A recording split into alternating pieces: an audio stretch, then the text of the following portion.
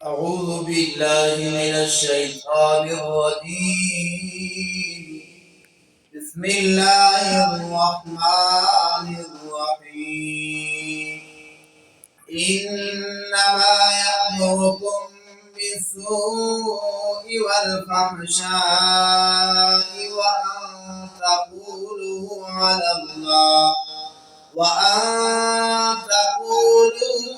الله ما لا تعلمون. وإذا قيل لهم اتبعوا ما أنزل الله قالوا بل نتبع ما ألفينا عليه آباءنا أولو كان آباؤهم لا يعقلون شيئا ولا يهتدون.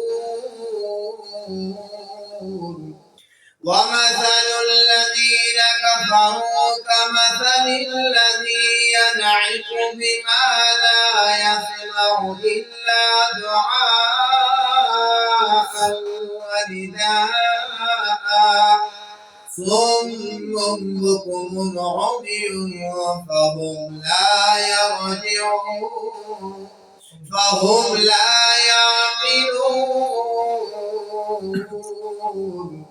يا أيها الذين آمنوا كلوا من طيبات ما رزقناكم واشكروا لله إن كنتم إياه تعبدون. صدق الله العظيم. ونحن على ذلك لمن الشاهدين والشاكرين والحمد لله رب العالمين. آپ کے سامنے میں نے آیت نمبر 169 سے لے کر 172 تک تلاوت کی ہے. یہ سورۃ البقرہ ہے، دوسرا سپارہ ہے. اللہ کریم میری اور آپ کی حاضری کو قبول اور منظور فرمائے. اللہ ان آیات کو، ہم کمزور ضرور ہے لیکن قرآن کریم کمزور، ہم خطا کار ضرور ہے لیکن قرآن کے انوارات میں کسی کو شک اور شبہ نہیں ہے. ہم کمزور ضرور ہے لیکن ہمارا خالق کمزور نہیں ہے. ہم دنیا کے اعتبار سے میری بذات خود کچھ حیثیت نہیں ہے، لیکن اگر اللہ کسی کی حیثیت بنا دے تو اس اللہ سے کوئی پوچھنے والا.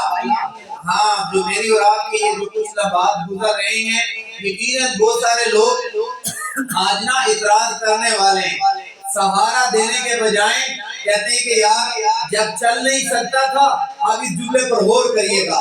یقین جانیے میرے دل کے جانا تختی پر سمجھو یہ جملہ میں نے لکھا ہے. تو ایک شاعر کہتا ہے کہ جب میں چل نہیں سکتا تھا تو خاندان کا ہر بندہ سہارا دے کے چلاتا تھا. جب میں چل نہیں سکتا تھا تو خاندان کا ہر بندہ سہارا دے کر چلاتا تھا. پھر محنت کر کے اللہ کے فضل و کرم سے جب چلنا آ گیا تو وہ ہر بندہ گرانے کی کوشش کرتا ہے. اللہ اکبر. جب کچھ معلوم نہ ہو تو لوگ کہتے ہیں یہ بھی کرو، وہ بھی کرو، وہ تیسرا کام بھی کرو. جب آپ کرنا شروع کر دیں پھر بہت سارے لوگ آپ کو کام سے روکتے ہیں. تو بہرحال میں اور آج عشاء کی نماز کے بعد قرآن کا یہ جو ترجمہ اپنی استطاعت کا طاقت کے مطابق آپ سنتے ہیں اور یہ غریب آپ کو سناتا ہے. بس میرا رب تو قادر ہے، میرا رب دل کی گہرائی، دل کے اندر جو نیت ہے اس کو دیکھتا ہے. اللہ ہمیں عظیم و شان نیت دے کر ہمارے اس پڑھنے پڑھانے کو ہمارے قبر میدان حشر میں ہمارے لیے، ہمارے بزرگوں کے لیے نجات کا ذریعہ بنائے. اور یہ جو آنے والا رمضان ہے، اللہ میری اور آپ کی زندگی میں برکت ڈال کر ہمیں رمضان تک ہمیں زندگی دے کر رمضان میں عبادت ایسی کرنے والا بنائے کہ ہم پیغمبر کا اعلیٰ امتی بن سکے. بہرحال پچھلی آیت میں اللہ کریم نے امت کو سمجھایا کہ لوگوں شیطان کی پیروی کرنی، شیطان کی پیروی. اب اس آیت کا پچھلی آیت سے جوڑ بتا رہا ہوں. پچھلی آیت یعنی آپ یہ کہہ لو کہ آیت نمبر 168 میں اللہ کریم نے ہمیں بتایا کہ لوگوں شیطان کی پیروی نہیں کرنی. ربا کیوں؟ فرمایا انہو لکم عدو مبین، وہ تمہارا واضح دشمن ہے. اب اس میں بتایا کہ دشمن اس لیے کہ وہ تمہیں برائی اور بے حیائی کا حکم دیتا ہے. آئیے ذرا ترجمہ پڑھتے ہیں.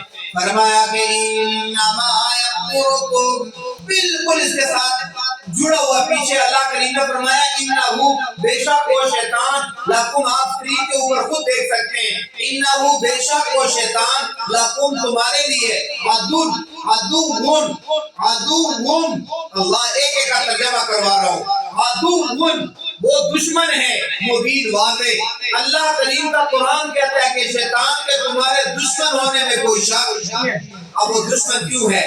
فرمایا انما یأمرکم، وہ دشمن اس لیے کہ پکی بات ہے وہ تمہیں حکم دیتا ہے بالسوء والفحشاء، برائی اور بے حیائی، برائی اور بے حیا کاموں کا. وَأَن تَقُولُوا عَلَى اللَّهِ، اور تیسرا وہ کیا حکم دیتا ہے؟ یہ کہ تم کہو علی اللہ، اللہ کے اوپر، ما لا تعلمون، جو تم جانتے نہیں ہو. نہ جانتے ہوئے اللہ کے بارے میں ایسے گفتگو کروا دے جو تمہیں برائی بے حیائی تک لے جائے. آپ کیا کہتے ہیں؟ شیطان کے حربوں سے بچنا چاہیے نہیں؟